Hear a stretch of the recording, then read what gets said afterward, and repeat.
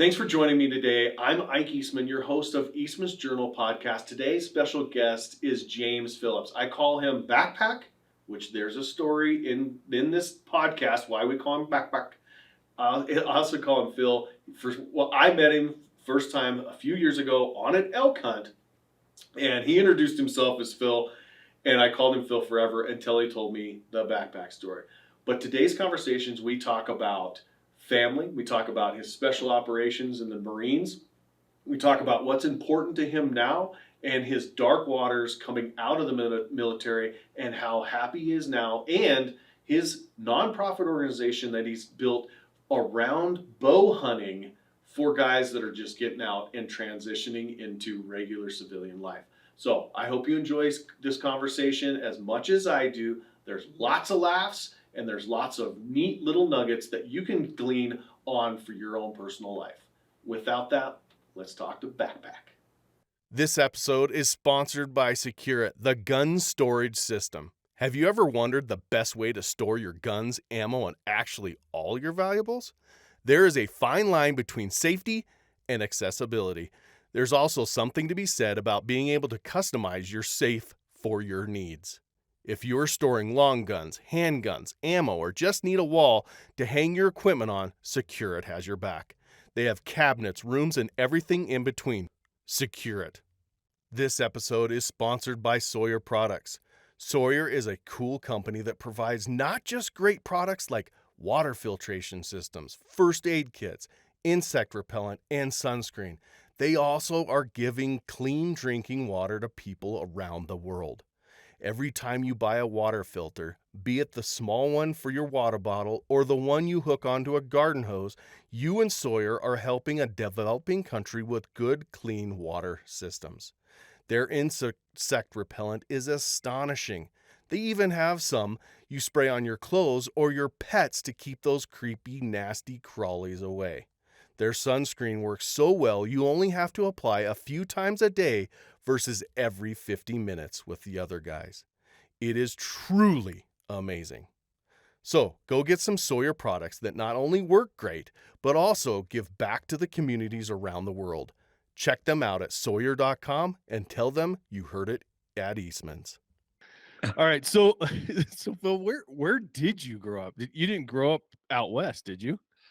No, I was actually born in the UK, so I had a lot of red coat jokes growing up, I had to fight a kid named Danny on the playground because all the girls like my accent, but the American boys didn't. So, Does the accent ever come back? I used to try to use it for girls, when I went to the bar and stuff. I used to walk around with a green card. It was me when I was like 8.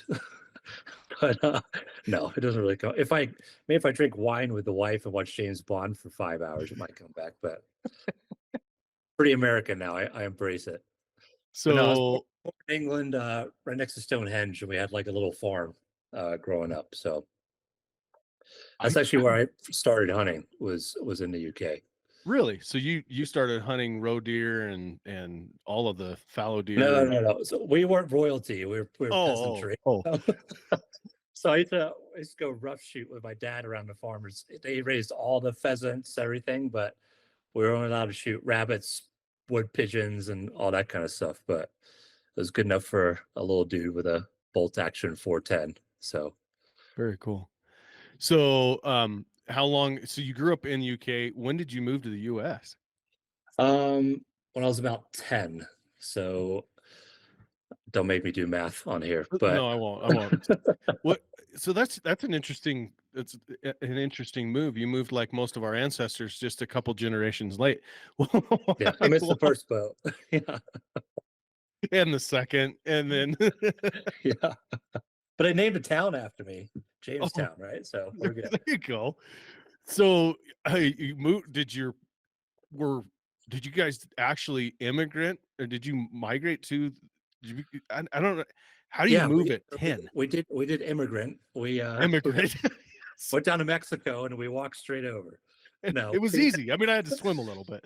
No, I remember vaguely going to London with my mom, and we'd do photos and get green cards, and I think she had a work visa at first. They actually came over to the States. My mom remarried and they came over to the States with AOL back in the day.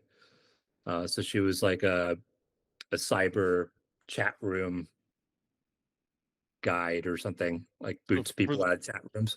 for the young people, AOL was American Online. It was the original. I mean, everybody had an AOL email address. Yep. They were the original forum / chat across the world. I mean, they had the internet by the short hairs and soon lost it. Yep. And that was all. You pick up the phone and you get the dial, all that stuff. But get off the phone. I'm on the internet, Mom. But yeah, we moved to Virginia, and so I did very end of elementary school, middle school, high school, and college in Virginia, and that was obviously different moving from the countryside to Fairfax, Virginia, which is kind of outside DC. But we ended up having like a little HOA community thing with a pond, so I used to go bass fishing all the time still, and I got some pretty crazy stories running around with pellet guns and stuff like that. But Chasing water moccasins, whatever. well, it was right after you remember the DC sniper thing that happened? Oh yeah. Um my mom didn't like hunting. It was like a thing I did with my real dad back in the day. So I used to save up and buy these pellet guns from it was Gallison's back in the day. I think Galligan's. I can't remember. Whatever Dick's used to be. Yeah. Yep. And so I would hide them on the property because I couldn't keep them in the house. And me and my buddy would go shoot squirrels. Well, we did that for a while, probably older than most. But one day we were shooting squirrels and we crossed over this woods into a much bigger woods. And we were on a track team. We used to run through all these woods, so I knew where they were all at. But somebody saw us run across the road with these pellet guns. Pellet guns these days. They got suppressors on them and stuff. And so we ran through and we're shooting squirrels and stuff. And like, we've been at it for a while. We got like quite a lot of squirrels. And I get like 9 missed calls from my dad. And I'm like, oh, I'm not going to answer that, and went back through, listened to a voicemail. And he was like, where the hell are you right now? There's 9 cops in my driveway looking for you. Apparently you're running around an elementary school with a sniper rifle. And I was like, oh shit, so. Is this your real dad? All the way from the UK? No, my stepdad. But, okay. I was like, oh man, that's high level if she got the real dad involved.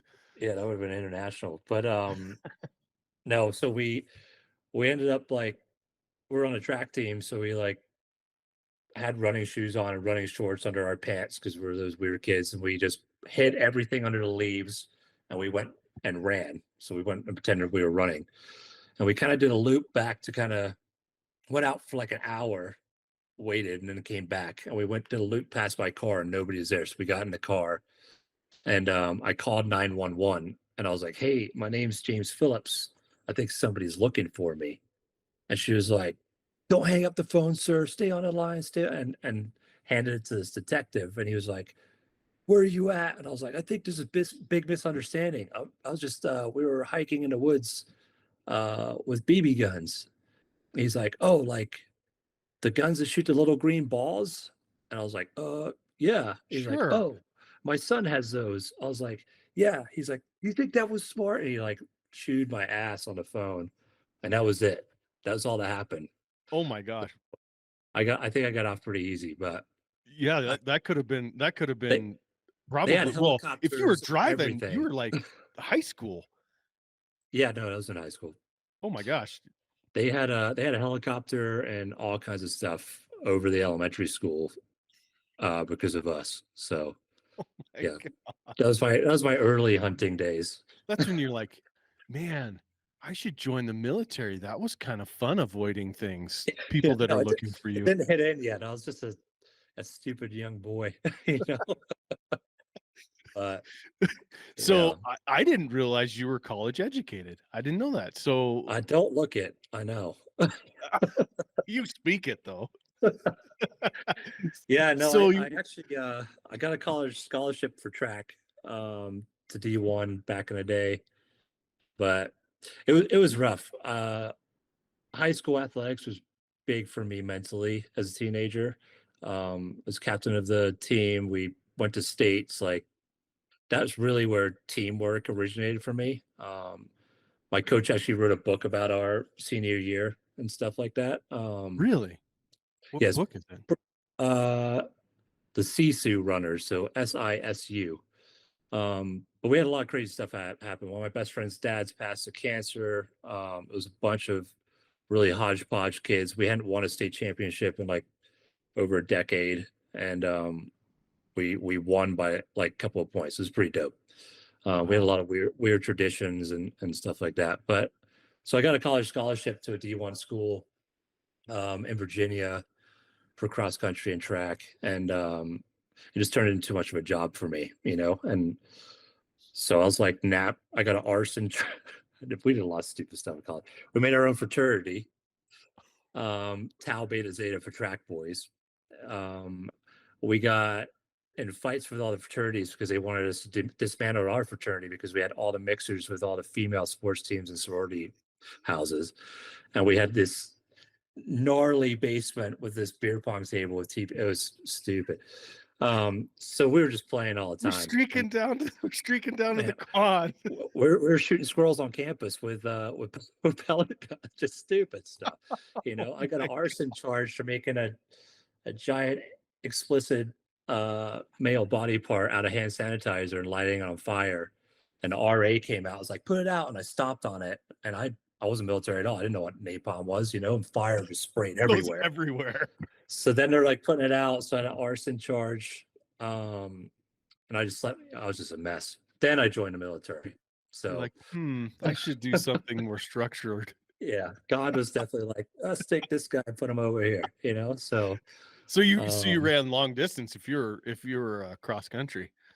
Yeah, I did. Well, in high school I was the only white kid on the 4x4, but mile, 2 mile, but cross country was my thing, 5K. But I used to be 130 pounds, believe it or not, and I had no upper body strength. So that was a long time ago. Just a beanpole, huh? Yeah. But I don't think I keep up with Cameron Haynes anymore. Matthew Centrowitz actually went on Cameron Haynes' podcast, and I used to race that guy in high school. He's won Olympic medals now. But wow, that's pretty cool. Yeah, pretty cool. Did you beat him at state? No, I just beat him up afterwards. No, I'm just kidding. No, you just told us you were a string bean. Good luck with that. Yeah. Skinny nerd.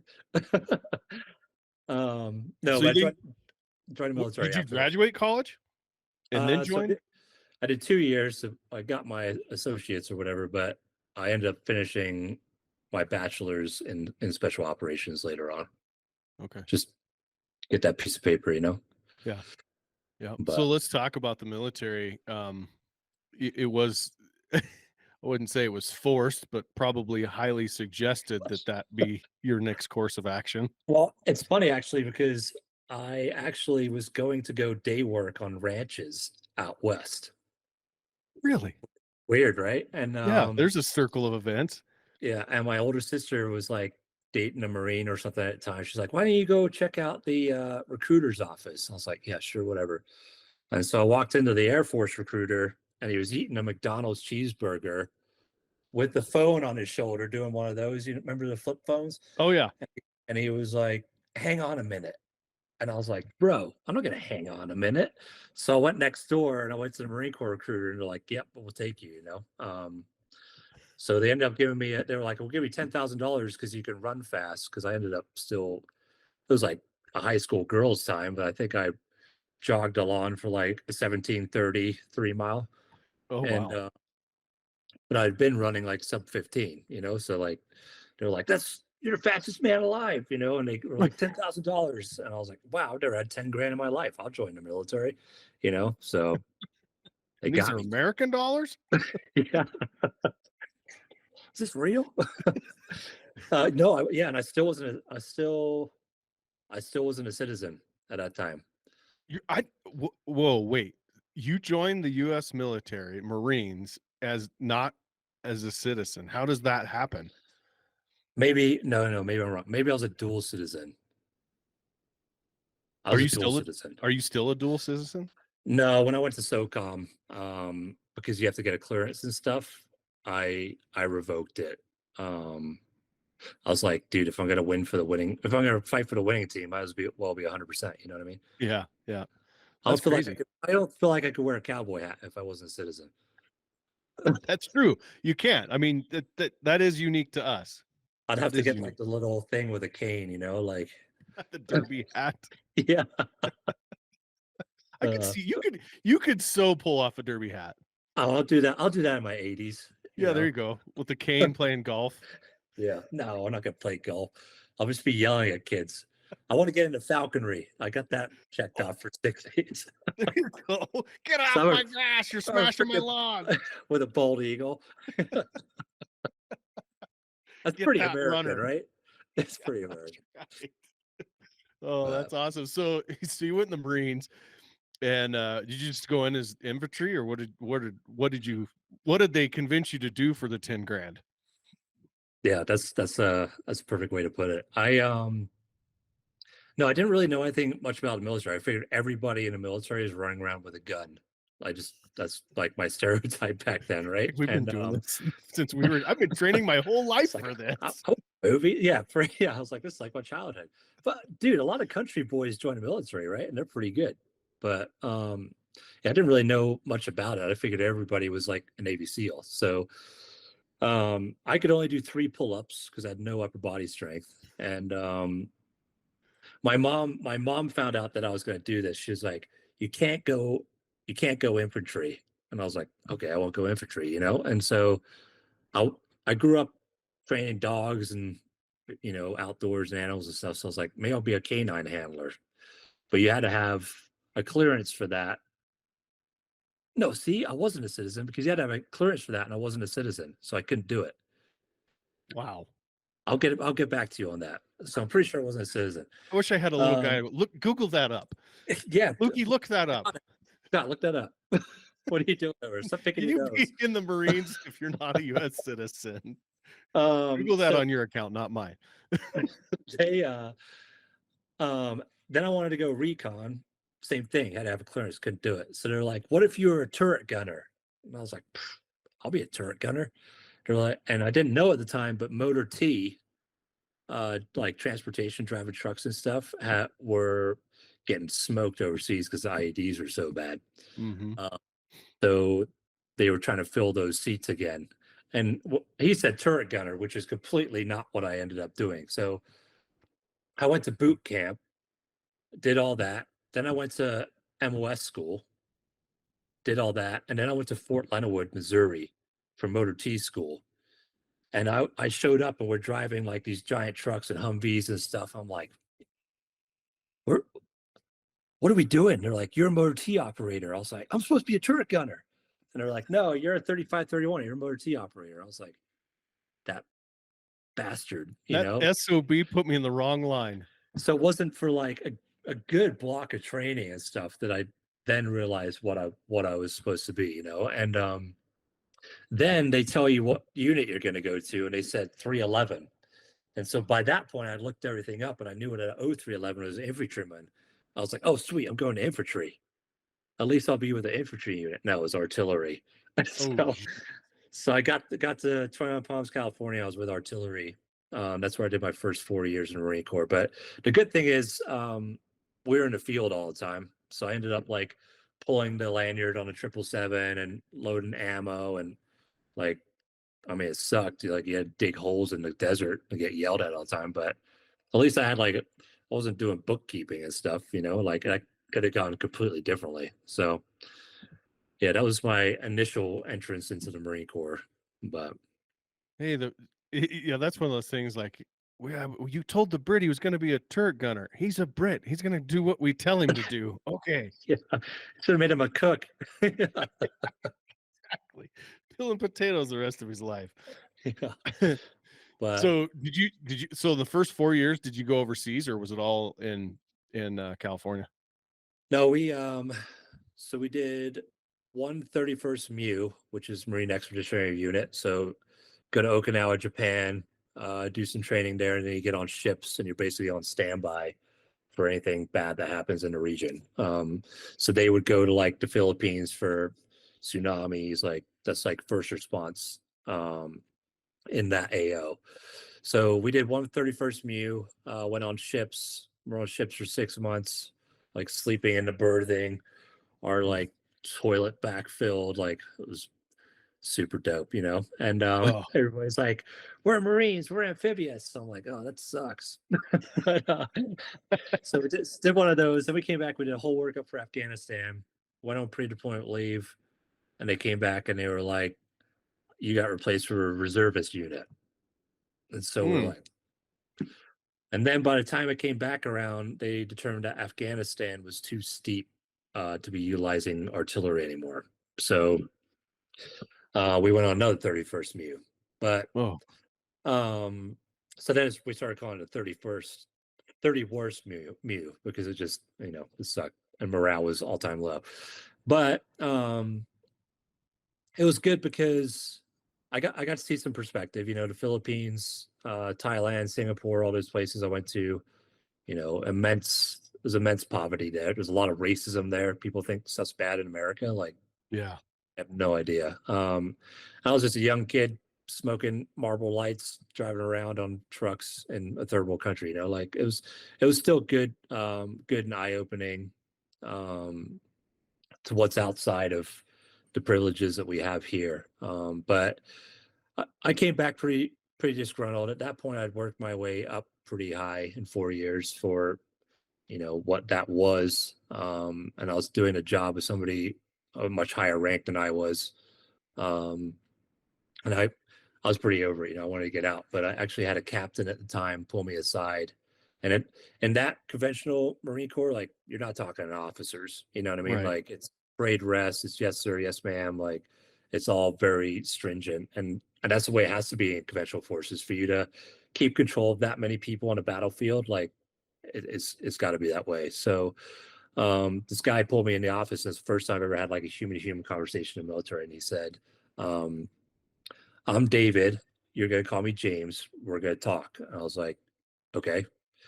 And so that was pretty much unheard of. And he sat me down and he said, "You know, you have worked your way all the way up. You've always been our battalion PT stud. You hold a really high billet. You're in charge of all these guys. You shouldn't get out of the military. You should entertain me and put in an officer candidate package or go try out for MARSOC." And I was like, "Okay, like you're a pretty dope human being, you know, like I respect you as an officer." So I didn't want to go back to college because college first time was, you know, a crap show for me. So I was like, Like, I'll I go can't imagine that again. right. So I was like, I'll go see what MARSOC is. But I had no idea what MARSOC was. So that was 2010 into 2011 timeframe. 2010, I think, was when I went to selection, and MARSOC was founded in 2006, so still pretty new. Wasn't a big recruiting. You go to fly in North Carolina now, you'll see billboards and posters, and like they got commercials at the movie theater. Like, Yeah. they give you your prep training program. Like, dude, if you suck after that, like you really suck, you know. So, I was like, yeah, I'll go try out for this thing. So So before we go too far, explain what MARSOC is for the guys that don't know. So there are Marines that color in watercolor instead of crayon. No, MARSOC's Marines Special Operations Unit. So Navy has the SEALs, Army has Green Berets, Marine Corps has MARSOC. So I went to go to their pipeline to try out for. So you have to go to assessment selection first, and then you go, if you make it through that, which I think we calculated the attrition rate to be like 87%. And then we went to ITC, which is a 9-month course that you could still get dropped from. I think the attrition rate on that was above 50 as well. I think we started with 140 something and we graduated 48 or 38, 48, 58. I don't know, somewhere in there. So you got to be on the A game every day for 9 months, you know. Right. But when I showed up first day of nobody knew what MARSOC was. I had to go figure out how to get like a special medical physical to make sure that I was able to go.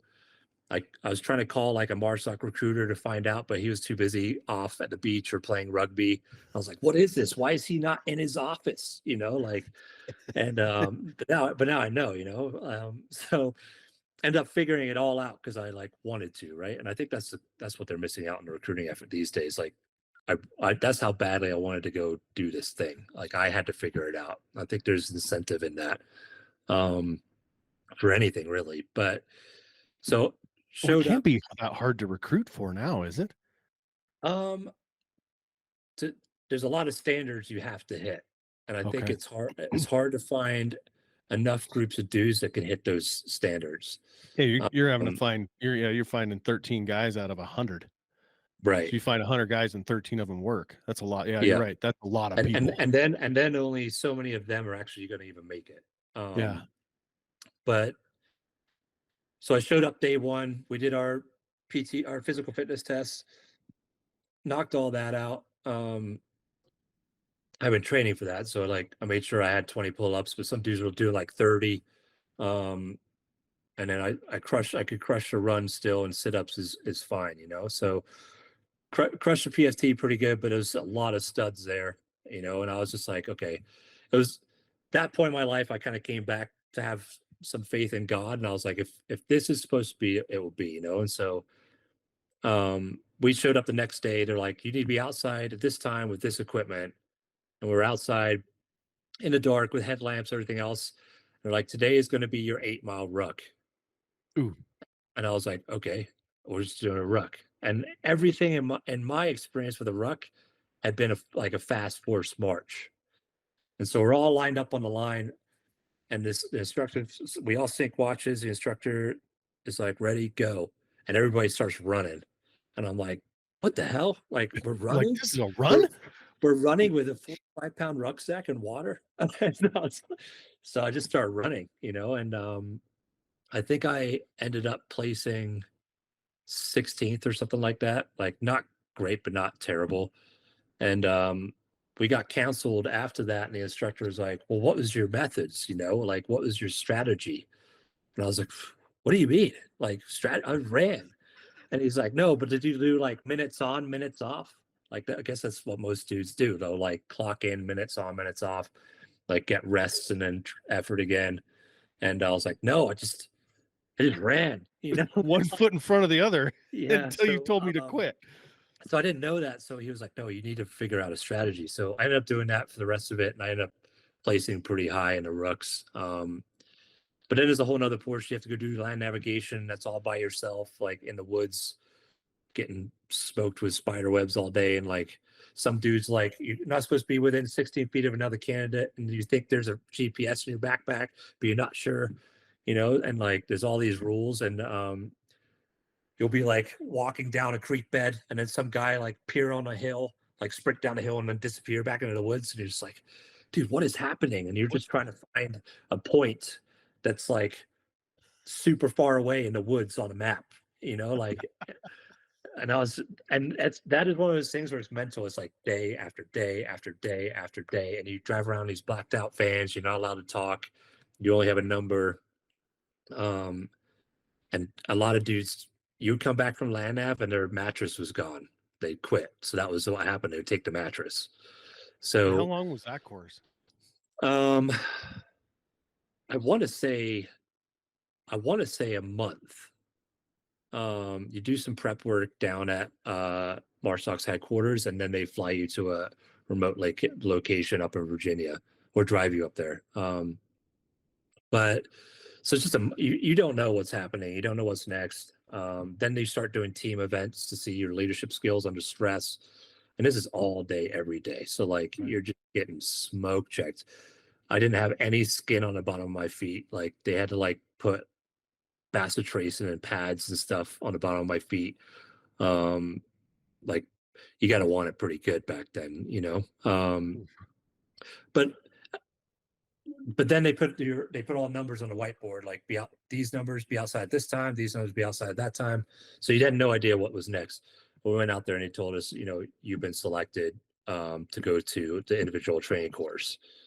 So that, I mean, I guess I figured it out, but what made you specifically in keep martial art. going? What was it that kept motivating you? I mean, no skin on your feet. I don't know a lot of guys that go, that sucks, but I think I can do this. I think, I only got 2 more months of it or I whatever. think I well, I read a book named right before I put that package in, after that captain had talked to me, I read a book called The Heart and the Fist. And book's by a Navy SEAL, but before he went to the SEALs, he's a humanitarian worker. And during his time as a humanitarian worker, he saw all these atrocities that were happening, and he's helping all these people. And it wasn't doing any good. The bad guys would come in, beat him up still, like nothing changed. So he made a decision he wanted to go be a Navy SEAL so he can come and actually, make some change in the world. And I thought, that was the first time in my life that as a young man, I was reaching for and looking to something more, to have purpose, and that was running, it was just because I was good at it, right? Like, Right. but this was the first time I was really looking for some of that purpose. And so I figured, going to MARSOC, I might be able to make the world a better place, kind of thing, right? Like, I know that sounds pretty stupid, but No, I think every young man goes through that. Like, what is my purpose of being on this planet? right. And what's your contribution, Right. and I get a lot of people on Instagram that hit me up now and like, hey, I want to go to special forces. And the first thing I'll ask them is why? And they're always shocked by that question. But dude, if you don't have your why in your darkest hours, how it's no different than hunting. And when you're slopping up that mountain and all your stuff's wet and you haven't eaten in whatever amount of time and you're out of food and you haven't had water and everything sucks in the world, Yeah. why are you doing it? You know what I Right. mean? For me, I had defined that why before I went to selection. And it was a mental game for sure. You had to have that mental fortitude. Because there's guys every night that are like, what are we doing here? This sucks. Like crying themselves to sleep because they had no skin on their Skin on the feet bottom of your feet. or whatever, and but I didn't have that problem. It happened again in ITC in the pipeline. We were sitting on a field with night vision um, buddy teams while everybody else slept, waiting for this truck to come around this field that was searching for us. And this dude looks at me and he goes, Phil, what are we doing? And I was like, I think I was probably eating a piece of beef jerky or something at the time, just being stupid me. And I was like, what do you mean? And he's like, why are we out here? I was like, we're evading, bro. And he's like, no, this is stupid. I don't want to do this anymore. I was like, if you're asking yourself that question right now, you shouldn't be here. Yeah, you're in the wrong What? spot. And I went back to watching through my night vision, and but at the end of the day, that's, I think, the mentality that has to be present in those teams, because you're a 10 dude element, and if you have guys with weak mental fortitude, if you have guys that can't suck it up and push through, you're gonna have to pick up that slack, and then it becomes dangerous, so I think it's the same thing with big game hunting. I think, you got people that like to hunt from the road, but when they talk about how they never shoot anything big or they don't ever get anything, it's like, well, how bad do you want it? And I think that goes for everything in life. If you don't have the mental fortitude to see through and have a why as to why you're pursuing it in the first place, then you might as well quit from the beginning. So, do you think there's tricks? Do you think there's stuff that people can do to help that mental fortitude, or is it just purely a drive? Some people will never they like to hunt because they like to drive around on the roads. It's really a 4x4 trip, or do you think there's some you're like, I really want to take that big game. I really want to shoot that 350 bull elk, and then they can make a switch to get that mental fortitude. Yeah, I don't know. I've since learned that when there's things that you don't want to do and you do them, you actually grow the frontal lobe of your brain that gives you outs on things. So there's definitely some science behind it, but It gives you what now? it actually it improves connectivity and grows the portion of your brain that makes you not want to do those things in the first place. Really? So The when you're lying snowball in bed, effect. when you're lying in bed at 5 a.m. and you don't want to get up, but then you decide to break that pattern and do, it actually does get, that's why it gets easier, because you start programming that portion of your brain neurologically um, to be okay doing difficult things. Huh. That's really So I think, interesting. that resiliency is taught. I think you could teach it, but um, Hmm. but yeah, it's definitely a mental game. I think that's why a lot of dudes, when they get out, like hunting's a familiar friend. So do you prefer hunting? Do you prefer rifle hunting, bow hunting, or is it just hunting? Hands. Hands. No. Hands with a really small pocket knife. Yeah, and a backpack. But And a back. And there's the backpack. no, it's funny, when I first got out, I'm a very all or nothing kind of guy. I think that's probably also what got me through the pipeline. But when I got out, I had to cut it off completely, and I didn't really have any interest in shooting a lot or mucking about with kit anymore, and doing all that kind of stuff. And I kind of got away from the shooting thing for a while, and I picked up a compound bow, and that I'm not proud to admit it, but the first time I knocked an arrow on that thing, I didn't dry fire it, but I couldn't hit a target at 20 yards. And I was just like, dude, this cannot be this freaking hard, So, but luckily, perseverance from the military, I was like, dude, I'm not gonna be that embarrassing of a human being. I'm gonna figure this out, So I ended up going through all Dudley's School of Knock stuff, and I did it religiously. And then there's a lot of parallels in that to how we're trained in special forces, and I did that rep mentality to build that muscle memory. And man, I like shooting a compound bow, and that's my bucket list for sure. I've hunted elk when I first got out.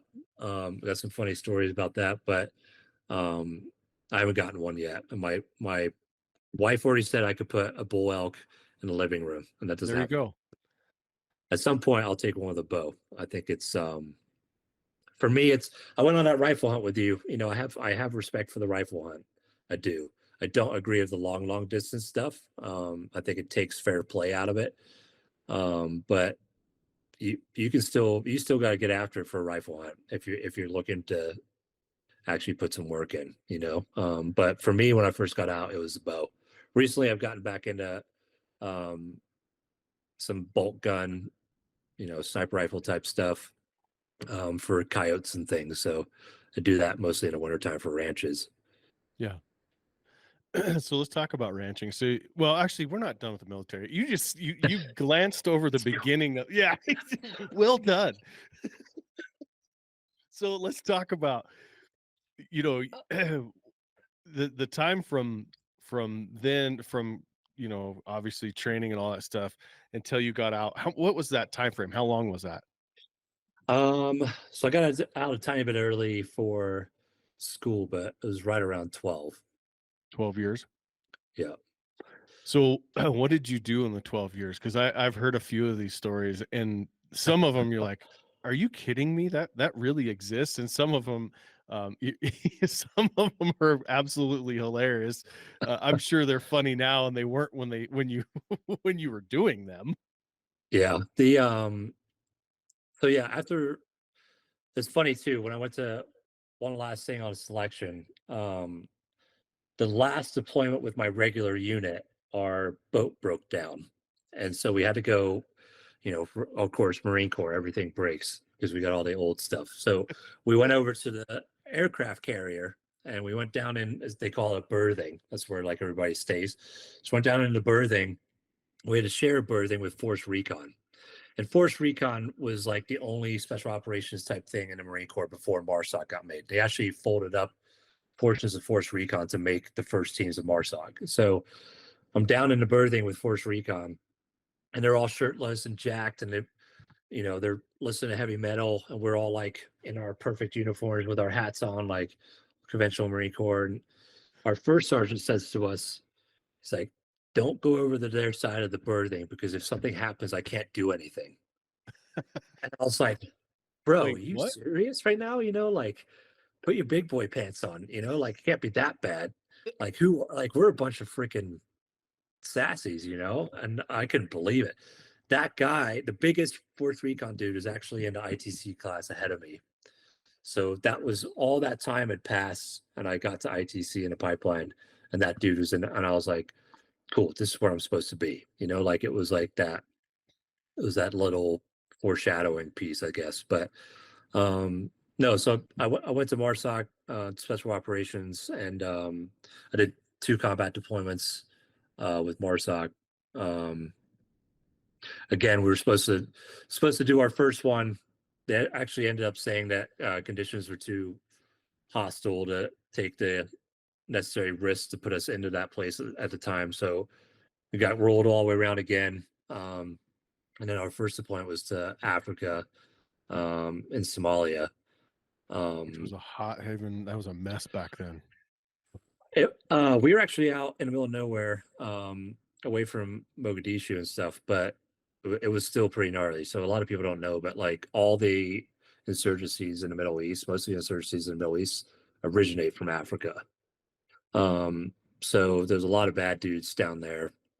We were co-located with Blacksoft and doing we're doing a lot of ground assault stuff, but it was cool because nobody was there. There wasn't really any oversight. We just were out there training our own army basically, to go out and do operations in the bush. But it was a good time. We ripped around in razors. We crashed a UAV. My buddy Dom is like 6 feet tall. He's out now. He's an avid hunter. Oh, nice. He's about to whip it on for geese or ducks or something. But he was in charge of putting together 3 broken UAVs to try to make one, so we could figure out what's going on around us. Because the first night we showed up, or second night we showed up, we had no perimeter fence. We had Ugandans that were guarding us, but not reliable, out in the middle of nowhere. And so, like the first, second, or third night, can't remember which one, gunfire runs out. And so I had been sleeping in my pants and everything, So I like threw my boots on. We ran to the ready room. Dudes are already running to the wall, and I see my battle buddy. So like those pairs of us on the wall. I see my buddy Will run by. I was like, "Did you get everything?" And he's like, "No, I don't have anything." And he just had his rifle, and I was like, "Shit," And so I go in, grab my rifle, grab my helmet and my nods, and I have to grab like 3 rockets and a sniper rifle, and I'm just like carrying all this crap over to the thing, and I'm like, "Hey, asshole, like take this," and I'm trying to hand it up to a ladder. And so we get up there, and everybody's locked and loaded, and we're ready. And the team leader's going nuts inside the team operations center. He's like, "What's going on out there?" We're all like, "Shut up," and change the channel. And and I'm looking out there, the nods, and dudes are like trying to give direction and distance, and I'm like, "Yo, that's outgoing fire." And you can see like the tracers like picking off of the runway. I was like, "That's outgoing fire." And so then I call out over the radios, outgoing fire, and everybody like chills. And the Ugandans who were supposed to be guarding us were all high on this stuff called khat that they chew, and they were just having parties, shooting all their guns. And so we like got a real tizzy, and You're like, we're not in Kansas anymore. Yeah, so that was my first real experience with Somalia. But it was pretty Wild West.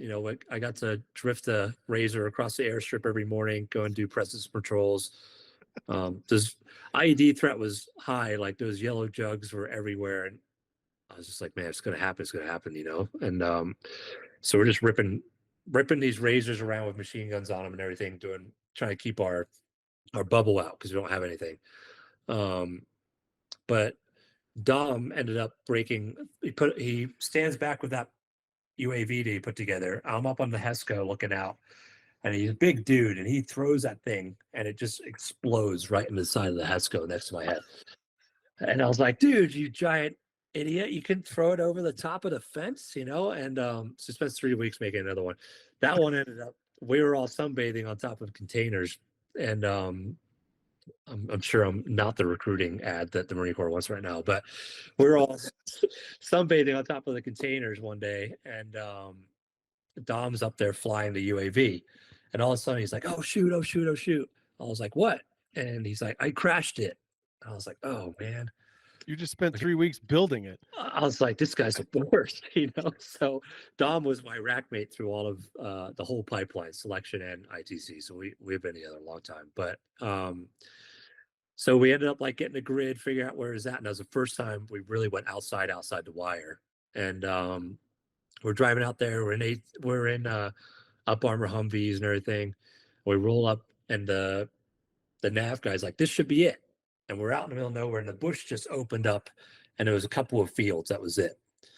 And there's 3 fields to our left, and there's one little tiny hut. And that hut was probably like maybe 6 foot by 8 foot, you know, like probably what pioneers used to be in. And all of a sudden, one dude stands up in the middle of the field, and we're like, hey, there's a guy right there. And so we jump out, and the interpreter's like trying to stop him. And we're like, hey, you know, and shout at him. And he starts running. And he starts running. He goes straight into that little hut and shuts the door. It was like a cartoon, right? Like, dude, we know where you went.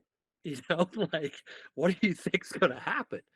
You know? So we're like, oh, gosh, why are they, you know, why does this happen? So we went over there, and we're doing call outs and stuff, trying to get them to come out of the hut. And we got like guns on it and stuff because we don't know what's inside. And finally he peeks out of the hut, and he like points to himself. He's like, hey, me? I was like, yeah, you. Who else are we talking to? Gosh, like, you think I'm that stupid, you know? So he comes over, and our medic's pretty heated. And he's like, wants to point a gun at him and stuff. And we're like, yo, chill out, Danny, you know, like. And so we hold up some MREs and some water. We're like, have you seen a plane? And he's like, no, we haven't seen a plane. We haven't seen a plane. So we hold up MREs and water. And he's like, oh, yeah, I seen a plane. We're like, of course you did. You know, Now you have. Yeah, dickhead. So he went inside his tiny little shack, and he pulled out our plane. We're like, oh, yeah, because where else are you going to hide it? You know, Right. like, and so he gives us the plane back, we have MREs and water. And we go back to our little outpost or whatever. But yeah, Somalia was we were supposed to get hit the whole time, and it was a lot of like waiting, and the next team actually ended up getting hit pretty bad. So that deployment, we nearly got shot by the Ugandans coming in at night because they were all drunk, pointed all their machine guns at us when we rolled up to the gate with razors, you know, like we had like a lot of our partner nation force guys the government was pretty corrupt there. So US would pay a stipend. The government would take the stipend. They would give the stipend to the generals, and the generals would basically take 90% of the money. Wow. And then pay the troops like minimal. Those dudes were over there. We were eating like kings because I was ordering all the food, you know, like I was 235 on that deployment. Oh my gosh. We're all big dudes. But then you go over to SEAL Team 6's compound, those dudes make you look like midgets, you know, like, but they got all the good vitamins, so that doesn't count. But the Ugandans are there, they're just eating tuna and the Somalis, they're just eating tuna and beans, you know, and a lot of those guys would desert and go fight for Al-Shabaab because Al-Shabaab would pay them. And so we had to ration ammo and all that stuff, but at nighttime dudes would, you know, just start cracking rounds off, or they'd be super high, and it was a bit of a mess, you know. The first night we finally got night vision for them, so we could go out other than like full moon windows and stuff. We were gonna go do our first little test drive into Toyota Hiluxes that they had, and I mean these Land Cruisers and Hiluxes they have, man, if you imported it would be like $150,000 cars over here. Turbo diesel, like badass stick shift, 0 miles on the odometer, like 0 kilometers. And those guys would get it. They got him out of the container, and the first thing they would do is get high on cotton and smash it into a wall. And I'm just Got like, 0 oh my miles. gosh. I was like, can you just put that in a crate and take it to America for me? Like Jack Tarr's got one, but I can't afford that thing.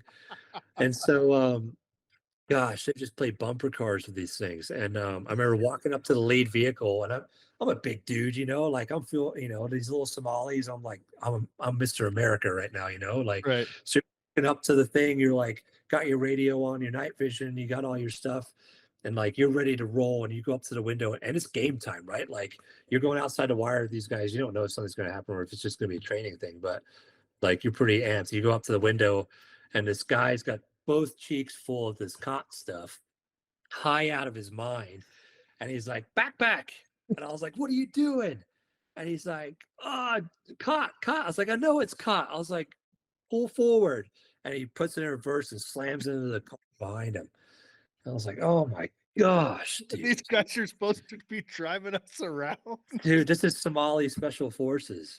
And yeah, we ended up going out that night, and we came to a stop point, and the Al Shabaab would put up checkpoints and stuff, and we weren't sure we didn't have anything up. We weren't actually supposed to be outside the wire, and we weren't sure if it was Al Shabaab or not. So we ended up because we had no lights on and stuff, they hadn't seen us yet. So we ended up turning around and going back. But yeah, you're just going out with all these dudes that are high out of their minds, So what is, you talk about Somalia and everything that happens in the Middle East starts in Africa. So all these insane, like Al Shabaab is a funding organization, isn't it, for all of the terrorist action, or not all of it, but a lot of terrorist action that happens in the Middle East. Yeah, so a lot of that money and stuff and things all gets funded, all the different networks and whatnot. But I mean, so what was your purpose of being there? This episode is sponsored by Fold AR. Have you ever wanted to carry a little more firepower than just a pistol? In the current trying times, it'd be nice to have an AR that fits in a backpack the size of a briefcase. Fold AR has solved that problem for you. They come in a few different versions: fold and half rifles, fold and thirds, and even an AR pistol. Don't worry about finding the perfect backpack to fit them in. They come in a backpack specifically for them, and they look just like a regular small pack. Fold ARs don't just fold up and conceal easily, but they are very safe and will hold their own at the range. Fold AR is the perfect combination of concealment and firepower. Today's sponsor is Forever Barnwood. Guys, we have been using this in our renovation of our building here in Powell, Wyoming, and I am here to tell you it is amazing. They are a premier supplier of barnwood across the U.S. Their products come from fresh-cut Wisconsin white pine, which has been kiln-dried way below standard lumber and hand-processed into various products like barn doors, beams, flooring, and wall covering. This type of lumber product provides all of the advantage of reclaimed barnwood at a fraction of the cost, not to mention how easy it is to work with because it's straight lumber and it doesn't have all the waste. Their barnwood products are a renewable resource and come in a variety of widths and lengths, large sizes for countertops, beams, posts, stairs, and railing systems, as well as wall covering and everything else. Their prices are only a fraction of the cost elsewhere, and they can ship anywhere you need it. With their innovative barnwood products, you'll have the right piece at the right time for your special project. So check them out at yourforeverbarnwood.com. No matter what your project is, Forever has. With their innovative barnwood products, you'll have the right piece at the right time for your special project. So check them out at foreverbarnwood.com, and no matter what your project is, Forever Barnwood has you covered. Who knows these days? But it was to basically train their special forces units, and then go help the local community to reinstore trust and confidence in the government, right? Which there was none, because the government is corrupted. And really that's what happens, is when a government is corrupt, an organization will show up that usually starts off good, right? And they're like, hey, we'll fight for the people, we'll give you money, we'll clothe you, we'll do all this stuff if you send your sons to fight with us, and like that's how it essentially starts. Right. It's like a nonprofit in the U.S. It starts with good intentions, and then the cookie jar gets treated. Gosh, it gets real out of hand, So training. You mentioned this. The guy rolled down the window and yelled backpack. You gotta tell that's a funny story. Why they called you backpack? So I was in charge of procuring State Department funded goods to outfit these guys, because most of them had like bedazzled AK-47s with like string as a lanyard. Like they're all in flip-flops. Like it's pretty rough. But every time you give them something, they would go sell it because they didn't have any money, and then they keep wearing their crappy flip-flops. So it's just like, dude, losing battles. So anyway, we got all this stuff to make them like Rhodesian chest rigs and stuff like that to like put together so they can carry magazines and water. So it ended up just being a ton of little pouches and everything else. So I had to go through and ensure, because I had to sign off for the State Department, that we got everything that we're supposed to have, and every guy had the items he was supposed to have. So I set the entire unit out on this big concrete slab, and they had to go through and inventory all of the gear. So we gave them all the backpacks with all of the gear, and they're all sitting, and it's like a kindergarten school, right? Like lines of dudes all sitting there smiling, looking at you. They're all sitting crisscross applesauce looking at you. And exactly. And they've all got these new backpacks. They're all super stoked because they got new backpacks. And so I'm up there in the front, like Team America, and I'm like dumping all this stuff out on the floor. And I'm like, okay, take your backpack. And they're like, yeah. And I pick it up and they hold it, right? And because there's a delay on the translator, right? So most of the time I don't even wait for the translator. We're just getting it done how we can. And so I'm holding it up. They're not sure what I'm saying. They're all smiling. So I'm like, take your backpack. And now go down here. This is your canteen pouch. Find a canteen pouch. Hold a canteen pouch up. So they're all holding a canteen pouch up. I was like, now put it in a backpack, And they're like, oh, okay. So it becomes a game. So we're finding items to putting in a backpack. And as time goes on, because there's a language barrier, as time goes on, they start all mumbling backpack. So like they're like, grab the thing and put it in there, like backpack. So they're all starting to learn backpack. So by the end of it, it's gotten real fun and interactive, and everybody will find it and they're all cheering, and then they're all shouting backpack as they're putting it in their backpack. And so after that fiasco, my nickname became Backpack. So I'd show up Team America, 235 pounds, to come train for the day or take them out on a mission, and they'd just be like, backpack, backpack. I was like, damn, dude, I could get a cooler nickname for this deployment. My deployment nickname is Backpack. It couldn't be knife or something else. For God's sakes, Cantina might have been better. Jeez Louise. Yeah, Backpack. So your backpack. And since you told us that story, I don't know, 5, 6, it's been longer than that. Anyway, long time ago, we've nicknamed you Backpack around here. Yeah. So I don't know. I'll have to do something with it one day. I'll sell backpacks. You start your own influencer brand called Backpack. Dude, genius. Maybe that's my destiny. Maybe God was just trying to tell me something back then. Yeah. We'll get Everly Stock involved, and we'll make a backpack line, and it'll call Backpack, and we'll do it. So we'll figure out how to write it in Somalian slang. Yeah. We'll put a yacht club on there. Dude, that's perfect. No, yeah. It was a good deployment. It was basically everything we kind of hoped for, difficult pill to swallow. Like I think 6 to 8 months after, the government would pull them all the time. So they would go to Mogadishu, fight. We weren't allowed to go with them, even though we tried to. Our golden window, the golden window for when you get hit is like an hour, right? Yeah. Our medevac window was, I think, 2 or 4 to Djibouti. Wow. So the inherent risk, we were fighting all the time for like the risk factor. And I mean, dude, just let a guy go do their job, But about 6 to 8 months after we left there, basically every single guy that I had trained had been killed in either a vehicle rollover or IED. Oh my gosh. That's so crazy. Just But at least they were high if they died in the vehicle rollover. They were probably high either way. Probably.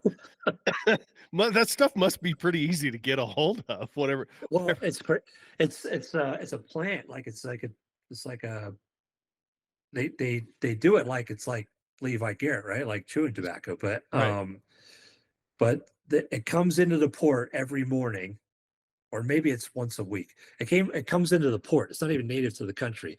Oh, It comes geez. into the port and then it dissipates. It spreads across the country. So on whatever day every week they get restocked. Oh, So we started trying to like not do training days on those first couple of days. But jeez. yeah, I never tried it, but I mean, it looked like it worked really well. But That's yeah, awesome. So fast forward a little bit. What made you decide? Okay, I'm done with this. This is enough. I mean, you were really close to being. Well, actually, did you ever make your? You never made commissioned officer, right? Or no, non-commissioned. no. So I was non-commissioned, so I was enlisted, but so I didn't end up going to OCS, but I made it to E6, which is staff sergeant, and then I got pretty as an operator. You still had to go to the conventional Marine Corps rank structure progression school, and I went to the last one I had gone to. Um, Operators aren't allowed to shoot range high at the Marine Corps rifle range, even though you're supposed to go, which is supposed to be like a good thing on your fit rep to get promoted. Right. And then I went to career course, and I had all the highest physical fitness scores, like crushed my presentation, like all this stuff. I was supposed to get honor grad, I didn't. So, but Ugh. they gave it to somebody else because that was because of what I was, and so the Marine Corps hasn't quite figured that out yet, right? Like they still want to hold MARSOC down to the conventional level and make sure they don't feel too special, but at the same time, like you got to know there's a lot of growing pains there. You go to NSW, Navy SEALs, like it's run by guys that had been nothing and had to go through buds, right? Like Right. there's still some of that not in MARSOC and that are making decisions for the organization that have never been through selection and stuff. And so there's you get a lot of junk. So by that point, I was kind of like, well, I'm just gonna stay E6 because I don't want to go to career course and waste 2 months of my life doing this thing that I can't get anything out of. So Right. um so I about that time, things were starting to get pretty political downrange. We did a whole nother workup and like we're ended up not deploying. So I was like, I think I'm gonna get out. So I went over to run all the training for the enablers attached to the special operations teams. So I went through all that, revamped all their training to make sure that they were proficient on like shooting, medical, all those things before they go be an enabler. So you usually have your operators, right? Your shooters or whatever you want to call them, that they've all been through the pipeline. They all know how to do stuff, but through that, like I went to JTAC school, learn how to drop bombs. Like Don went to sniper school to learn how to did so. We would cover down on different things. I also went to master breacher, all those kinds of things. So, but then you would have a comms guy that was a regular Marine that had been through a mini baby course of like basic shooting and meta stuff, and he would be attached to us, plus like a dog handler, an EOD tech, stuff like that. So Right. that would be Right. our deployment package. So I was teaching those guys how to be better because the product wasn't great going to the teams. And then I ended up going to Iraq before I got out, and I had a lot of crazy stuff happen at deployment. But the other operators, basically other than myself, ended up getting hung out to dry on some stuff that happened out in town, and I was pretty done after that, and the second half of that deployment, we weren't allowed to go out and do these things, weren't allowed to go conduct operations because investigations. So at some point you become that you become that caged animal, and like Right. you trained me to do this, and I'm good at it.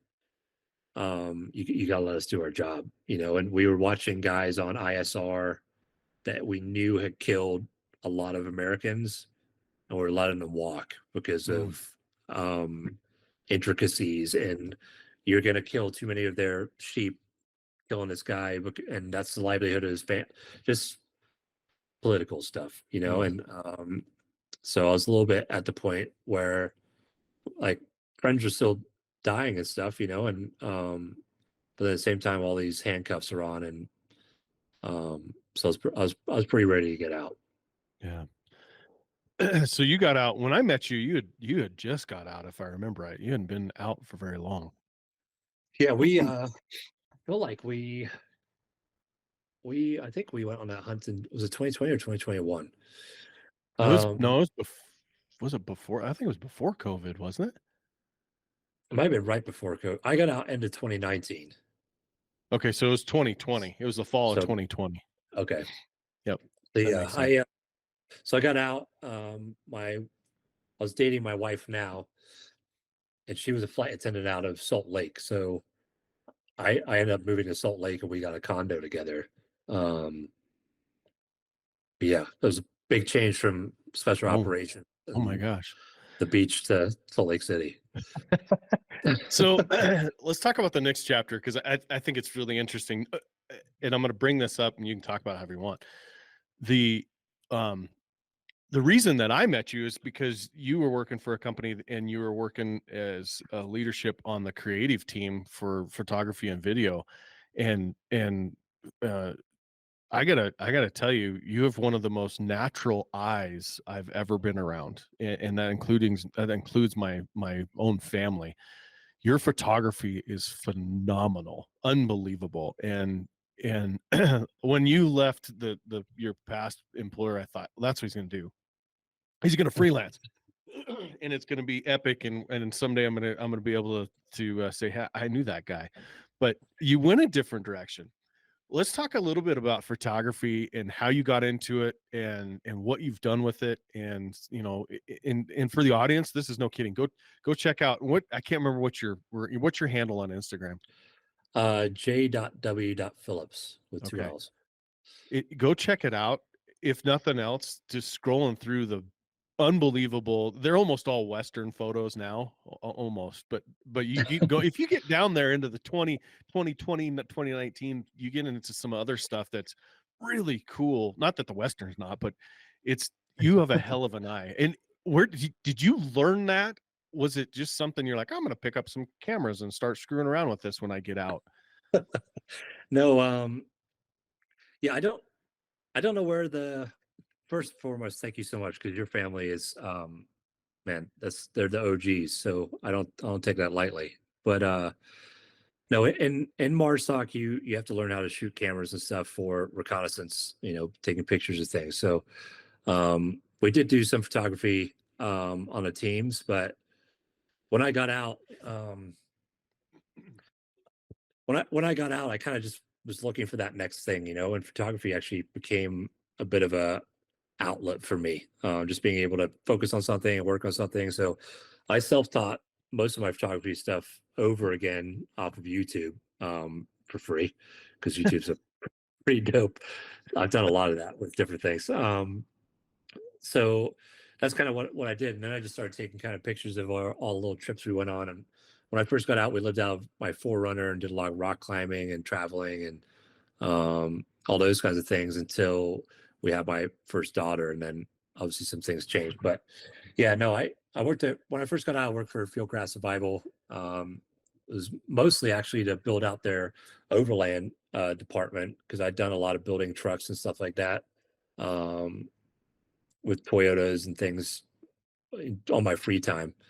And that's actually kind of what brought me into horses, was Fieldcraft. I grew up riding horses and stuff, but obviously hadn't in a long time. And the pack animal thing for hunting and stuff like that, like that's really what brought me back to, which ultimately has kind of led me to, what we're doing now. So photography really was like it's been a gateway because of, who it networked me with and what it pulled me into. And yeah. I forgot we were supposed to go on a pack trip that week when you were up here, and we got snowed out. It was, November 1st. And we got like 2 foot of snow and couldn't get back in fact, we had a camp back there that completely demolished, that was waiting for us. And so we kind of threw an audible and went on Johnny's elk hunt, which was not a pack out. It was an ATV hunt. Oh man, it was still epic. Crap. Oh my gosh. It was like 10 below zero. It was brutal. All on that tent together, taking turns doing the stove at night. Fireplace duty. Yeah. I'm pretty sure Austin fell asleep and never put wood in that thing. Well, that sounds right. Yeah. But so that's how I met you. And it was a lot of fun. It was, I think we were there 8 days or 6 days. It was long and it was a lot of fun, but cold and miserable. But we did end up taking a hell of a bowl and had a lot of fun. But so you're still doing photography, but are you still freelancing, or is it just a hobby? I'm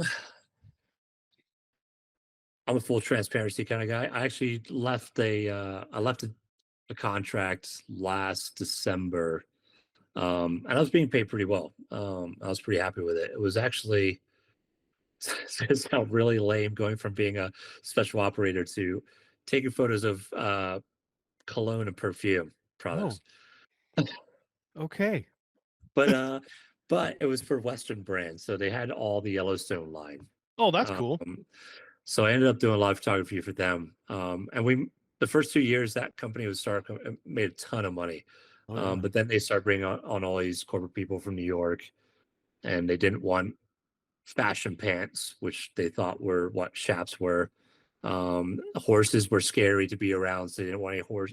It became a very unauthentic thing. And something I pride myself in with photography from my first days was authenticity. Like, I don't want to set up a bunch of staged junk. And that, unfortunately, that's a lot of social media has become that, but it's become, I mean, I get it. You can paint yourself as whatever you want, but, and you pretend you're, whatever you want to be. And I think that kind of plays to the human psyche a little bit, but I was pretty, especially for the Western culture, which I live in now. And there's families that generationally, this is what they've lived, breathed, and died, and that's what they continue to fight for every day. And it's not an easy way of life, and it takes a lot of grit and sacrifice and everything else. And I didn't ever want to not do that space injustice. And unfortunately, there's a lot of companies out there right now that are just cashing in on it because of Yellowstone. Yeah. And that's just kind of morally, ethically, wherever I drew the line on that, I didn't want to not be able to bring that and represent that for me. So that's cool. The last the photo contract. Now I'm just we're kind of trying to, we'll talk about it a little bit, but we're trying to kind of build our brand out right now, so I think all these lessons and everything that is kind of culminating in this, so my ability to do photos and video, I think will pay off for us in a different way. But I think instead of for a lot of other people, it'll just be for what we're trying to build, which is exciting. So, well, that says a lot about you. Number one, it does say a lot about the Western culture right now. It has been when Yellowstone's, I think it was the second season, and everybody's like, oh, that's all everybody talked about. I turned to look at Brandon, and we were sitting on an airplane. I wear this hat a lot, and especially when we go on business trips and stuff, it's kind of my shtick. But it is a legit hat. I've worn it since I was a kid. My family is Western. That's what we do. This is not a Yellowstone shtick. And I looked at him one day and I said, the Yellowstone is going to be a good and a bad thing for us Western people. Number one, it's going to share a light on a little bit of what our lives really are, but it's going to paint it in a negative picture, because in order to do that, they have to create drama. That's just what they're going to have to do. And it's not going to be what really happens. Is there drama out West? 100%. Has there been over the years? 100%. Do but I it's throw not. bombs over the cliff? 100%. Yeah, What? just remember for all those people, what you know where the train station is in Wyoming. Just remember that. That's where I live. But no, but it's a good and a bad thing, and it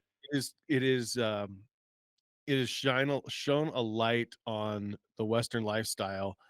And at first it was awesome. And now, unfortunately, it has gotten Hollywoodized, and it's gotten to the point where it's just really, really unfortunate. But I'm glad that you stood up to our Western values and went, you know what? This isn't real. This isn't what really is. I mean, I know ranchers. I'm not kidding. I this second or third season, I'm one of my best friends, his family, uh, they live the ranching lifestyle and have since the 1890s. And, there is unbelievably funny things that happen there every single day, but it's not, I mean, they're not fighting for their lives and doing all that crazy shit. Right. And I've told them someday I'm going to create a reality show around them. Because did you ever see The Ranch on, I think it was on Netflix? It was with, Yeah. Ashton Kutcher. yeah. So Sam Elliott.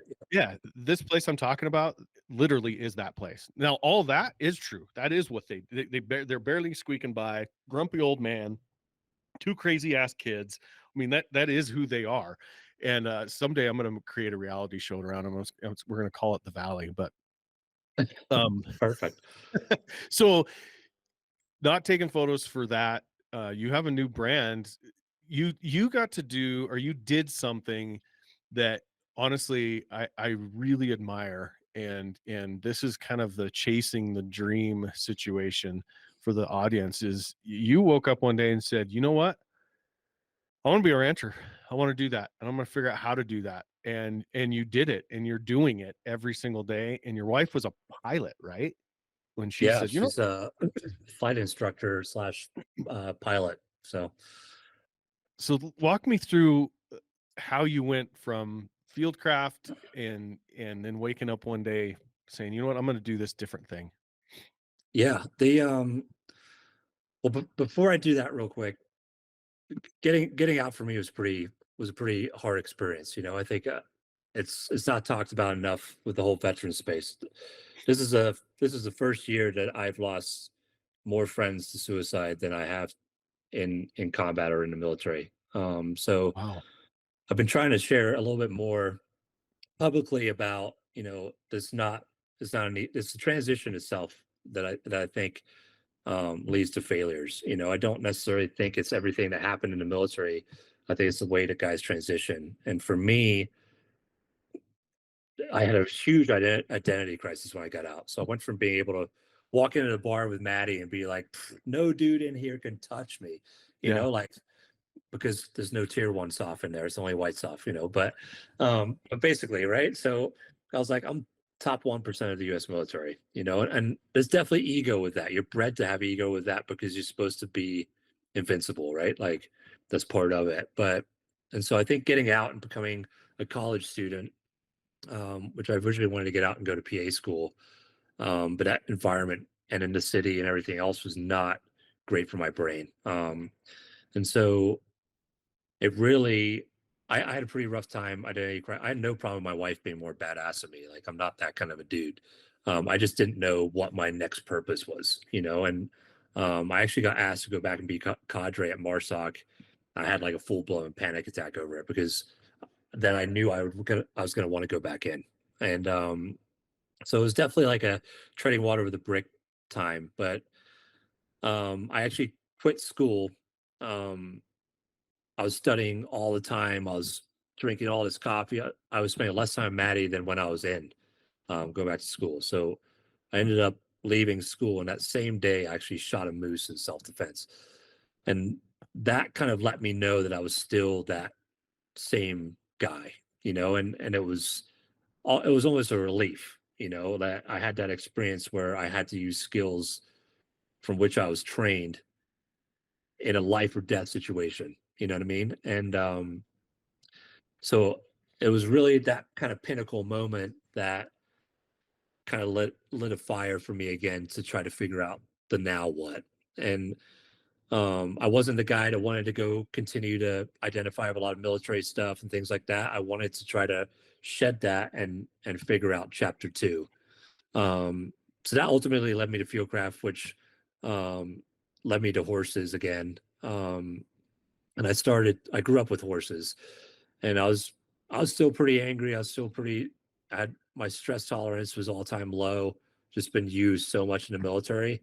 Um, that I found the horse thing was something to focus on, right? It wasn't necessarily like a touchy-feely thing for me. It was just, again, it was like the bow. It was something that I sucked that I wanted to be better at. So I started driving. I started driving 6 hours round trip to volunteer at a ranch.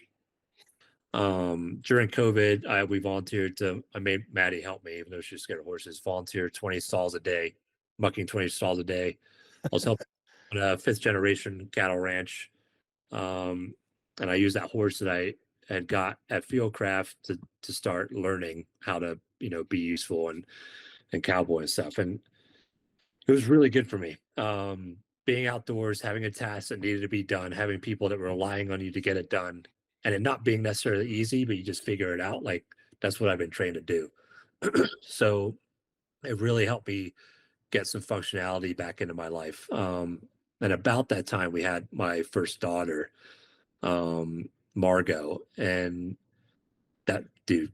I thought before being a daddy, I thought that my greatest accomplishment would be being a special operations operator, but it pales in comparison. That's the thing I'm absolutely most proud of. And I was still a bit of a mess, like the screaming and stuff wasn't good for me at the time. But it was that pinnacle moment that really made me get help. And then we made a decision. We made a decision to leave Salt Lake because it wasn't good for me mentally, and I didn't want Margaret to grow up there. I wanted her to grow up somewhere outside with animals, getting dirty, not seeing all the protests that were happening downtown, and all this crazy stuff that I personally don't believe a kid needs to be dealing with. Right. So we ended up hustling. Maddie was a flight instructor, and during COVID wasn't paying, so she ended up getting a remote job. Out of the blue, no experience, nothing. And I had something else. I think I was doing photography at the time, and that enabled us to use a VA loan to get this place. And we really dove in head first. And there's a lot of people that I thought we were crazy or doubted our ability, I think, so, but it's been a lot of trial and error. I mean, you know about irrigation, about fencing, about all that, we showed up in all the auto troughs in the corrals. The last people never turned them off. So when it started to thaw in the spring, they exploded. And dude, I am not a plumber, so You are now. oh man, I Thank am God not. for YouTube. Yeah, freaking that cement stuff all day. But but town for us is a good 35 minutes drive, 40-minute drive. And so if you don't have something, like, now you're taking at least an hour and a half to 2 hours to get that back here to then fix it, So we're trying to figure out where to just turn the water off. Like, man, it's been trial and error, but it has been the absolutely best thing for me mentally, and then my family developmentally. Like, my little girls run around the backyard butt ass naked in the sun, like chasing butterflies and catching bugs, and they know all their colors, they know all their numbers. They're just it just makes me happy looking out the window and seeing that, and no hatred in their heart. They don't know any different. And but they're already helping with chores. They're earning their keep. They're doing all those things I was hoping for. So yeah, we went all in. We got a milk cow, and I've started my own horses. I train outside horses now. I went to nationals with a border collie I trained by myself. Like, it's all because I'm a psycho, like I'm a psychopath from the military, but it's it's working. So I show up at Stock Dog Nationals, and people are like, "Who are you?" I'm like, "Oh, James Phillips." They're like, "Oh, so who trained your dog?" I'm like, "Oh, I did." They're like, "Oh, you did?" Off how? I was like, oh, YouTube videos, and I bought a book off Amazon. They're like, who is it? You know how it is. Like rodeo And I and did stuff, it every single day. That's the key. but rodeo and stuff like that's like generational. So they're like, you show up and I got this dog I got on KSL, which is like Craigslist, for $50, and they've got $2,000 puppies that they've been trained their whole lives, like, and I'm kicking everybody's butts, but um That's awesome. it's good. No, we're super happy with everything. We're blessed for sure, Do you think a lot of that has to do, I mean, you mentioned your military training, which I'm sure helps in the sense that just consistency and doing it every single day, waking up, knocking it out, and doing it every single day. There's definitely some familiarity there with just training routine, right? Like you're so on it to break it down into manageable steps and then perfect it. And I've just made my first bridle horse by myself, and anybody that knows about bridle horses, that's like a 5-year journey. And so I think it's just one, having the drive for self-betterment and self-growth, and then two, realizing nobody's going to do it for you. You got to put the time in. So I heard a quote a while ago that is, you either get busy building and living your dream, or somebody will hire you to build theirs. And I'm a big believer in that. But it also helps that I was broke for a while and I had to make my own stuff. So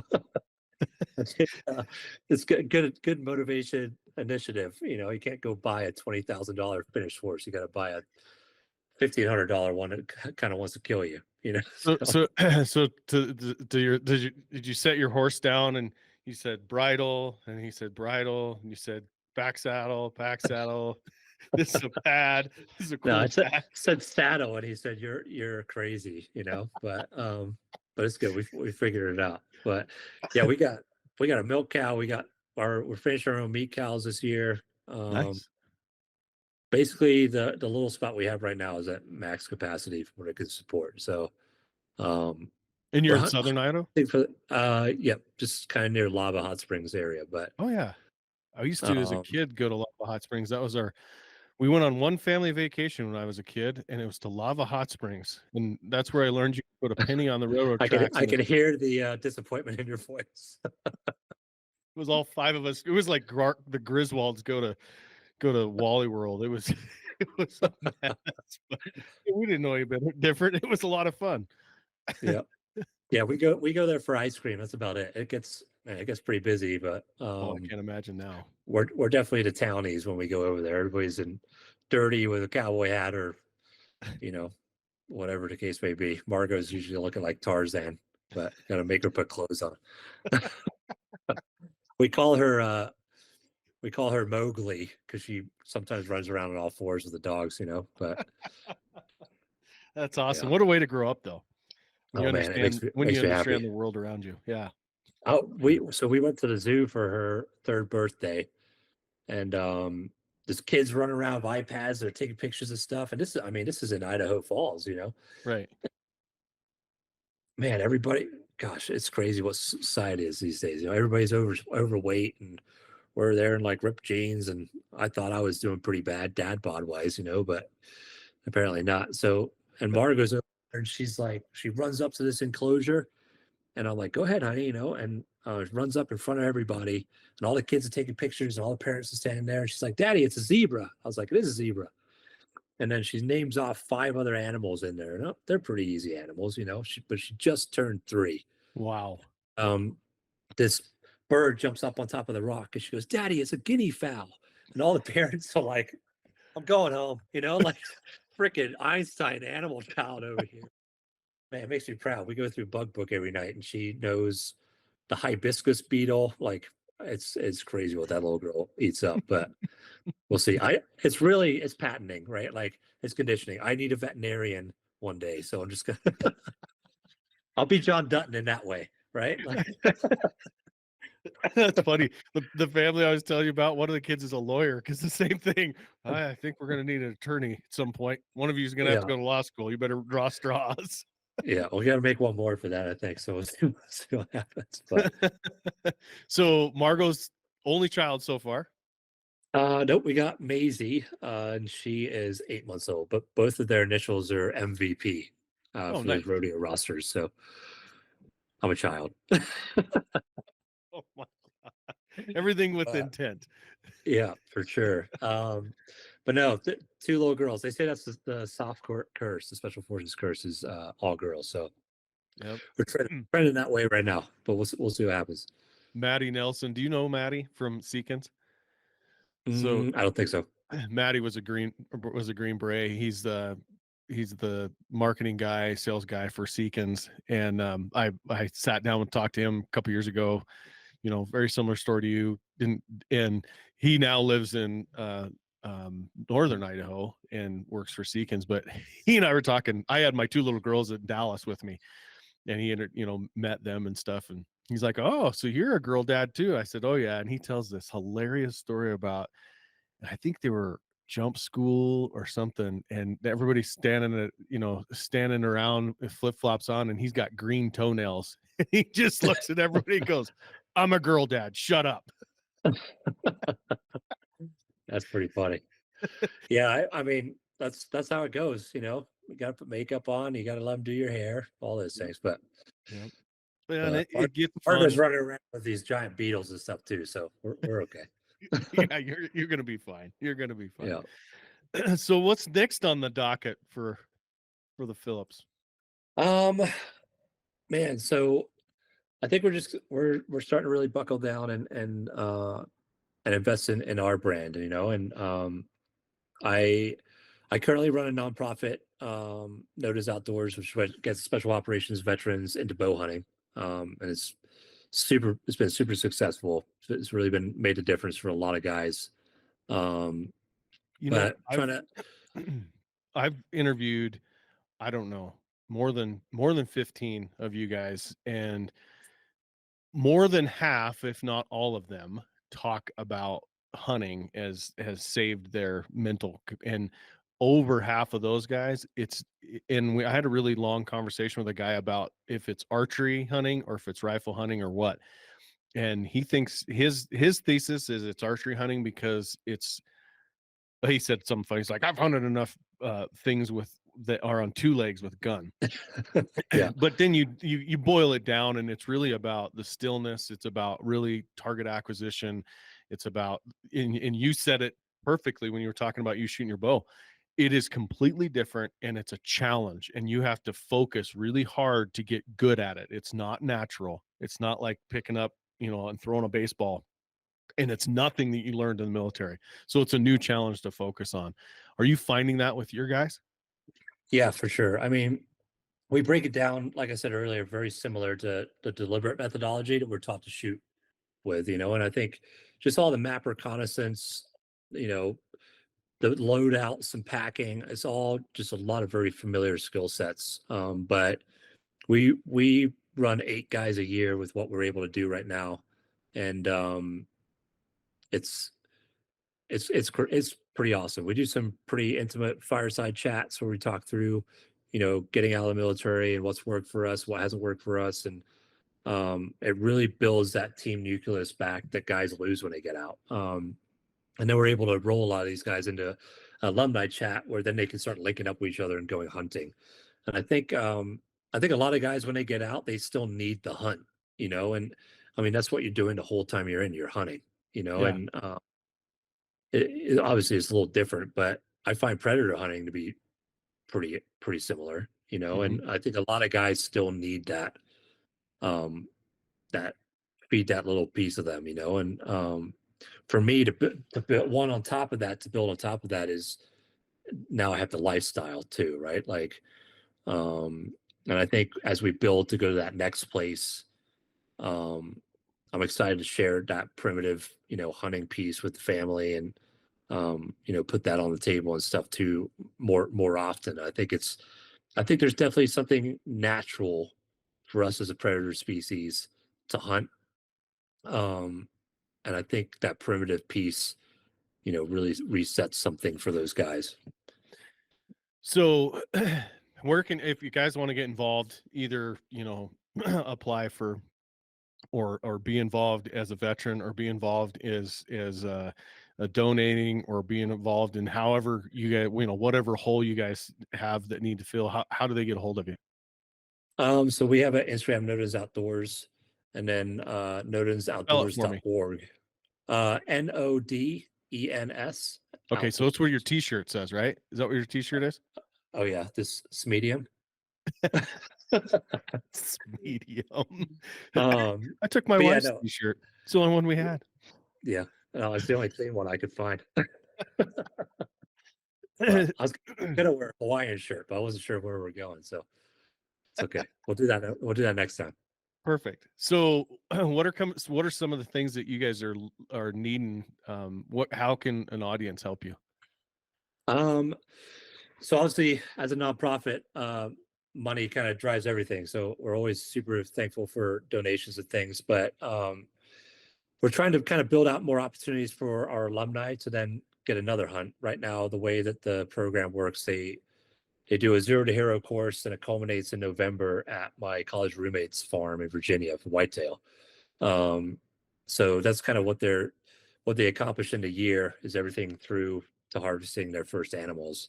Um, but yeah, I think just spreading the word, and I think networking is everything these days. So if there's something you think that can help, or somebody you think that may be able to, I think just sharing those resources, or just the willingness to help in any way is hugely beneficial for a nonprofit. But we have our email listed on the website, just info@nodensoutdoors.org, or you can just shoot me a DM on Instagram too. Cool. Well, I'm gonna I'm gonna keep you in mind, and off camera here, I'm gonna talk to you about something. I've had this idea. I know a guy. Let's say that. So, um, Awesome. yeah, absolutely.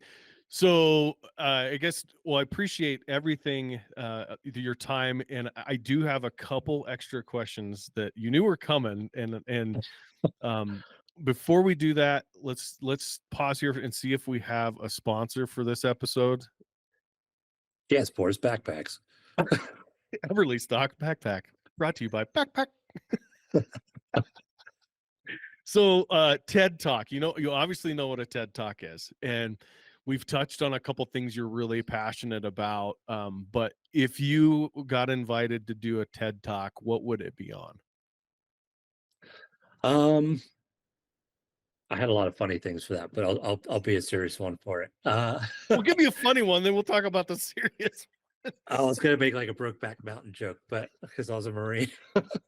No, my high school coach told me, probably some of my most influential years, went through a lot of stuff in my youth, and then running really became an outlet for me. But he said, I I should probably know who said it, but he told me, never give in, never give up, never settle.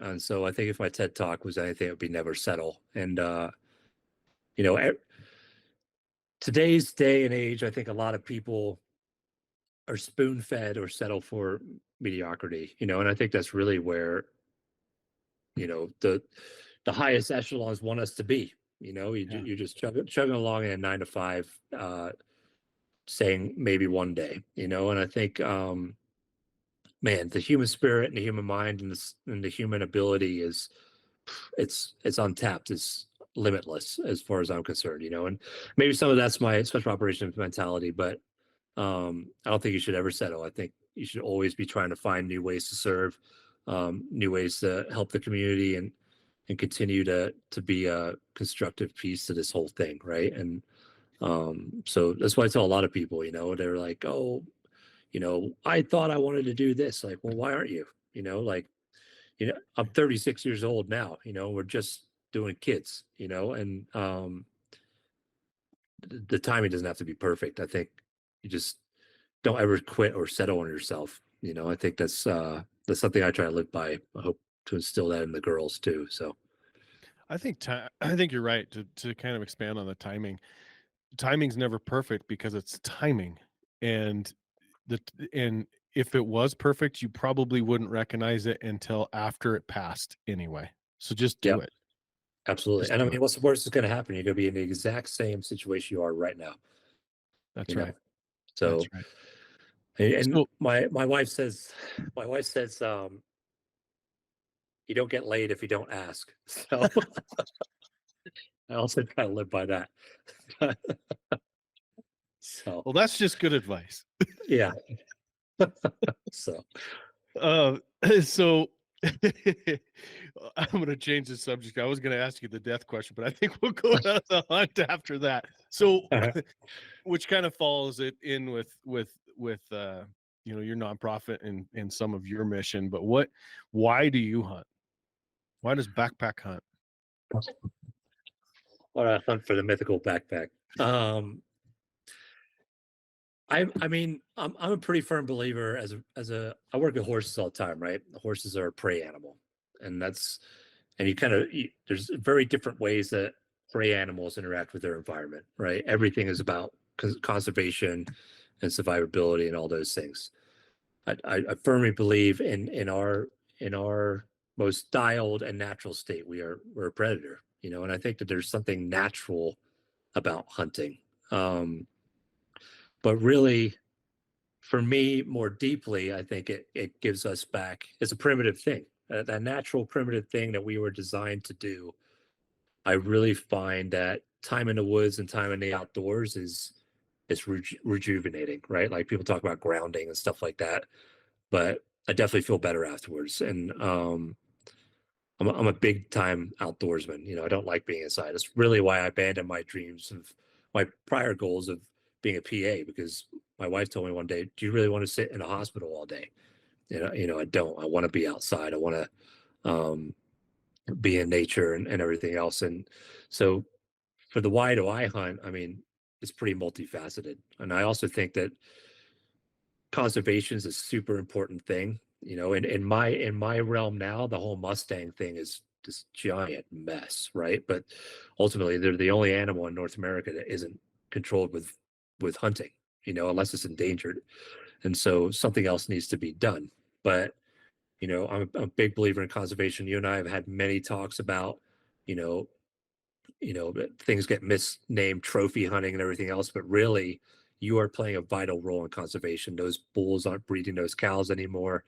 It's going to die a slow death. All those things that go into conservation and hunting, and they go hand in hand. So I really think as a human being, we have a part to play in it, and the nourishment that comes. I think so many things in a grocery store these days are have been dead for a while. Yeah. There is something high octane in fresh eggs that we get in the yard, raw milk that we get out the cow, and wild game. That is as optimal nutrition for your body that you can get. So yeah, all that to say, why do I hunt? I'm hungry, but no, a lot of things. I think it's part of our duty. So I agree. That's great. So last question. I know you're busy. You probably got an afternoon training session with both the dog and the horse.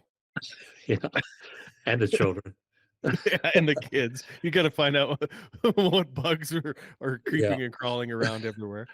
She had a So cricket in the bedroom earlier, so I gotta go find that thing because it's probably gonna be in my pillow tonight. So like trying to sleep with that, right? yeah. So if God willing, you have the ability to have a deathbed and it doesn't happen, quickly driving the 35 minutes to town or some crazy, accident. God willing, you have a deathbed. What are you going to be thinking about? What's going to be important to James, and what are you going to be um, wishing you did more of, less of, or the same amount? Yeah. It's funny talking about death and stuff. Everybody goes through life just thinking that it's gonna be forever, you know. But when I was in I was just doing the job, and I was actually completely banking on and okay with the fact that I might die downrange, and like that was something that I was willing to do. We all had to write up our funeral services. Like I was going to be buried in a tuxedo, like that was like, and I had Gangster's Paradise for when they brought the casket down. Like that was how I was going to die, but then it didn't happen, Is that still in your will? no, I think my wife would kill me, but, I'm a more grown up version of myself these days. So, only a little bit, but so the thing I'm most thankful for with my military service is my perspective, and I got a lot of friends that are names on that wall, and things like that. And so I have a very healthy and gracious perspective of time, and how you spend that time. And so, I still get a lot of whiplash from not having a 9 to 5. Could I go work some job and make a ton more money? And yes, I could, but my time is more valuable. My time being a dad, being a friend, um, helping people that need to be helped, and being a husband and things like that are more important to me, than materialistic things and stuff like that. So really, I think when I'm on my deathbed, I think the thing that I'm gonna be thinking about the most is, one, did I do my buddies proud of not wasting it, but also, did I do the very best I could with the time that I had, and I think since getting out of the service, continuing to serve in new capacities is super important to me, so um as things evolve, I want to share a lot more of this ranching stuff with others.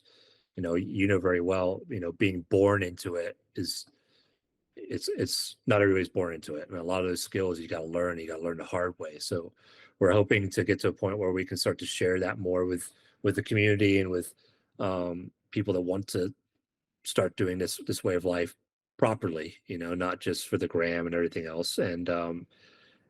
And help people come to a place where they can make the most of their time, and they can have these grounded, profound, introspective clarity that comes from living this lifestyle, of hunting and outdoors and ranching and all that kind of stuff, the way I think that we were designed to live. So really, when I'm on my deathbed, I hope I made the most of my time to, help people find that purpose and that, that quiet perspective, I guess. I think time is the only thing that we can't control, and it time marches on is 100%, and keeping track of it and doing what you need to be doing every single day. And it's not someday, it's every day. It's what I'm doing after this podcast that counts. That type of stuff. So it's very cool. Very cool. Even when you don't want to. Yeah. Yeah. So, well, I appreciate you coming on. Find you on the gram. Just keep taking those photos. I look at your Western photos and just dream childhood type stuff as I was a kid, or growing up as a ranch hand. Is that because the baby face? Yes, 100%. 36. I forget how much younger you are than me. Oh man, some days I feel 70, brother. So it's okay. Yeah, I was laying flooring last night. I got out of bed this morning. My wife's like, "You sound like you're 100." I go, "I feel like I'm 102." So thank you.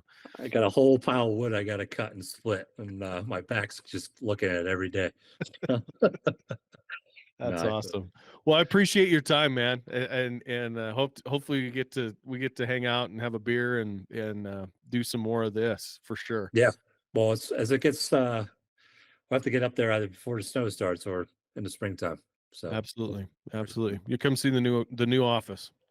Yeah, that'd be awesome. Thanks for having me today. No problem. Catch up with you guys.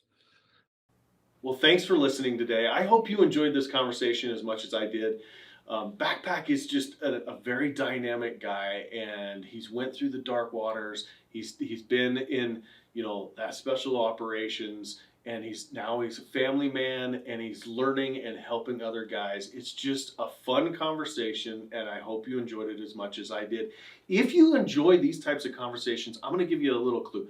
I did one with Matty Nelson, who was a Green Beret, and he's a very, very interesting guy, very charismatic. We talk about family. We talk about Seekins rifles. We also talk about some of the cool things that he did in the Amazon jungle training.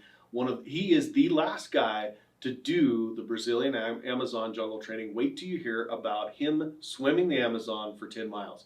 I also have a conversation with Glenn Eberly, who is an Olympian, who was a fighter pilot, he also built an unbelievable brand, a legacy brand called Eberly Stock. So check that episode out, as well as some of the other guys. I've done lots and lots of these genuine conversations, and everything revolves around those three questions: TED Talks, what's on the deathbed, and most importantly, why do you hunt? So check out those episodes. Until next week, I hope you enjoyed this one.